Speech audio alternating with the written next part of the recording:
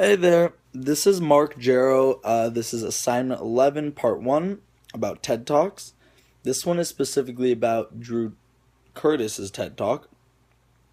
And in this TED Talk, he primarily talks about his experiences fighting a patent troll and how he suggests to go about fighting a patent troll.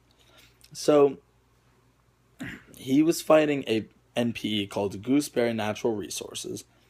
Gooseberry was suing his company along with a couple other tech giants, including TechCrunch, MSN, and Yahoo. And the ridiculous part about it is that this patent really should have never been granted in the first place. The patent that Gooseberry had was for sending emails with news releases. So any email that has any news story is covered under this patent. The ridiculous thing about this is that anyone could tell you that this is extremely anticipated and obvious, and thus it doesn't make sense how this patent ever got issued, but somehow it did. And as a result, this NPE, this patent troll Gooseberry, is going around threatening every company that has a news release in an email, which is so many companies. It's quite ridiculous.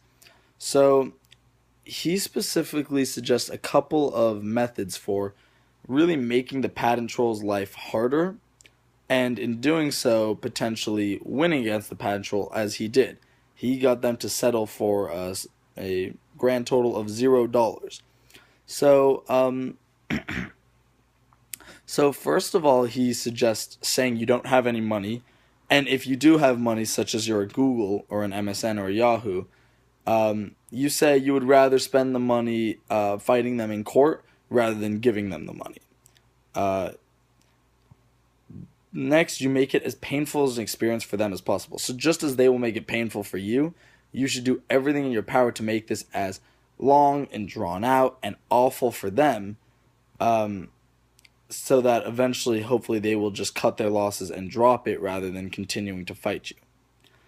Um, Lastly, if it does actually come to a court case, make sure that you fight the infringement rather than trying to avoid the patent. So in this case, even though this patent is ridiculous, you would try to argue that the news releases you sent weren't actually news or something to that extent, rather than arguing that this patent is void, because avoiding a patent is extremely difficult, but proving that you didn't infringe on a patent is quite easy comparatively.